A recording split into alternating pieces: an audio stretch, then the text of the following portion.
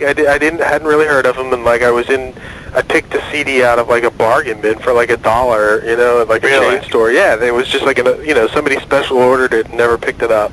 He was a very funny guy. Dude, so I picked up this CD, and me and my friend, we would always like go, flea marketing on the weekends and stuff, and so I'd just bring comedy records to listen to for the drives, and it was great. I wrote this piece, and I've been wanting to do a book, and so I approached Kevin about like doing an official, biography and get like the family behind it and stuff. There are so many people who are like interested in that story and want to write books and interview him. It's insane. Well, you know what? It's a really sad thing, but when someone dies, that's what happens. Yeah. It's really fucking sad, man, but that is the case. When someone dies, that's how they're treated. They're, especially someone dies who has a message like Bill did and who really wants to say something. He really wanted to say something. Yeah, well, he did, No, he certainly did. But what I'm saying is that, they don't fucking realize it until after the guy's gone. When he was alive, the difference between him and Dennis Leary was that Dennis Leary took Bill's ideas, he stole them, and he kind of made them a little more palatable for the general consensus or the general population, because he did it sort of as like a character. And he did it as this crazy guy, fucking smoke, I don't care. And he had like he took like the least controversial of Hicks's ideas, the things that were just kind of ironic, like the idea of, Yul Brynner doing a commercial about cancer, like all those things. Right. Hicks stole, or Leary rather, stole all that shit from Hicks, all of it. All the smoking shit, he stole all that shit from Hicks. Everyone knows it. Yeah. Every fucking stand-up comic knows that.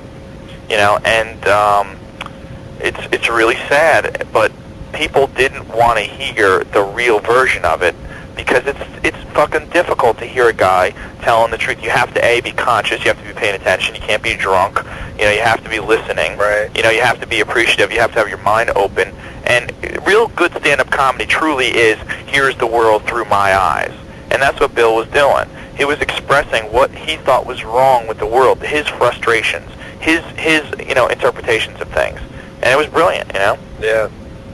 Wow, that's one of the better assessments I've heard of it. Jeez. Well, that's really what it is, man. Yeah. It's stand-up comedy is thoughts. It's a bizarre art form. Where it's thoughts that you express, but you do it with the desire or to try to achieve a certain response. And a certain response is humor, is laughter. To write actual poetry is so fucking simple and easy.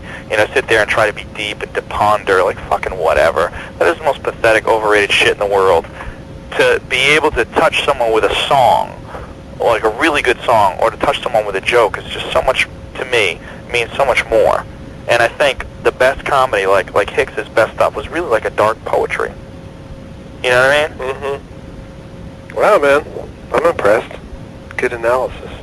Well, I thought about it all the time, It's really kind of fucked up, because I've been compared, to guys like that, and I've been compared, like, negatively, like, he doesn't have anything to say, and this, that, and I've never tried to have anything to say.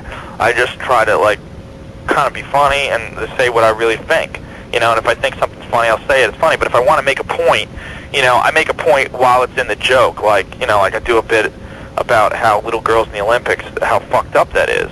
That little kids shouldn't, have to go to the Olympics and then go to high school after that. Like, how do they take math seriously? Like, and this whole thing about calling little kids heroes when real heroes are like firemen. People pull people out of burning buildings, and you have like this thing where people start cheering for you, and they go, yeah, man, you should run for president. And I'm like, oh, okay. All right, let me just go back to... Have you seen my website? Yeah, go look at my website. My fat friend gets his cock sucked by some slut. God. It's a very precarious road to go down to try to make a point, and I think Bill probably did it better than anybody. I think personally, in my opinion, he did that kind of comedy better than anybody. Yeah, he was skilled. It was good, man. But well, he did it, but man, let me tell you something, bro. I saw that guy live a bunch of times, and especially in Boston, he fucking bombed. He used to bomb hard, and you know what? We would see him. He went on after this comic. This is a really funny story. He went on after this comic in Boston, and this to me was really how a guy like that influenced me. Not so much as his material, which I thought was brilliant and which inspired me, but his accepting of what people thought of him. He went on after this fucking hack. This guy did all these jokes about, like, cartoon characters smoking pot and, like, you know, buying tampons, price check. He did all that shit. He was a fucking hackosaurus rex. I mean, this guy just went on stage with a machete and just started swinging at every obvious premise, and cops coming to your car with powdered donuts, you know, on their fucking lips, all that shit. And the guy killed. Everybody loved him. Packed house at Nick's Comedy Stop in Boston. Hicks goes on after him, and I mean clears the fucking room. Clears the room. At the end of his set, there's maybe 50 people left in the audience. Probably not even. But me and 5 other comics are in the back, and we are fucking crying. We're howling. And he didn't care the whole time. He was doing this bit about how John Davidson is really the devil, or Dick Clark is the devil, and he fucks John Davidson in the ass. And John Davidson gives birth, John Davidson in the off season he swells up and shits out Oprah Winfrey, or it was either Oprah Winfrey or Geraldo Rivera, whatever it was at the time. I've seen him do the bit a bunch of times. He changes it around, but he's doing this shit thing where he's like squatting over the bowl as John Davidson grunting, and I'm talking for like 2 minutes. Yeah. 2 solid minutes. He's just sitting there going, and just keeps doing it. And he looks up in the middle of it while people are getting up and goes, yeah, generally this is where I clear the room. And we were fucking howling. Because people can pretend that they don't care, but when someone really doesn't care, it's very funny.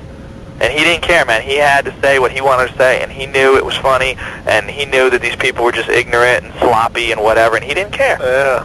And I loved it. It was brilliant. Wow, man. You're really hitting it on the head, I must say, man.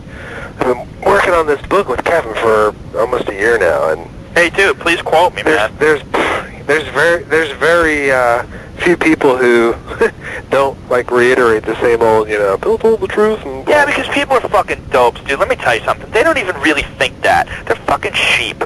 Most people who talk to you, they don't even give you their opinion. They give you this conglomeration of other people's opinions they've adopted. You know, you tell someone that someone's a genius, like, genius, like this fucking Andy Kaufman bullshit. Let me tell you something about Andy Kaufman and this fucking stupid movie that they put out, which I saw, which is actually a good movie.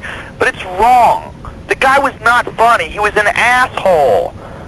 Only in Hollywood do you take a guy who's funny, like Jim Carrey, and make him play a guy who was never fucking funny.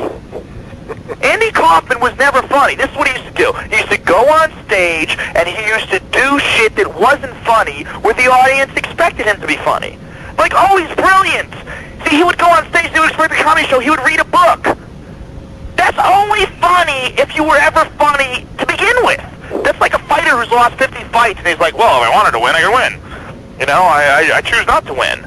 You know, it's bullshit. He's like the father of this fucking bullshit alternative comedy movement, which most of it fucking sucks. Most of these guys are really bad comedians who bombed in the clubs, and then all of a sudden they're in this environment where it's like ultra supportive, like, you know, they're around a bunch of their friends or a bunch of other fellow artists who think they're supposed to laugh at all these brilliant, witty, obscure references that they make, and they think this is great. Well, Andy Kaufman was the founder of this shit, you know, and the guy was really nuts.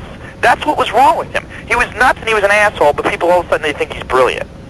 You know, like I read Jim Carrey interviewed his wife, or his girlfriend, whatever, and she said, and Jim Carrey said, what was the real Andy like? And she goes, I didn't know. I never knew the real Andy. Well, why'd you let him fuck you?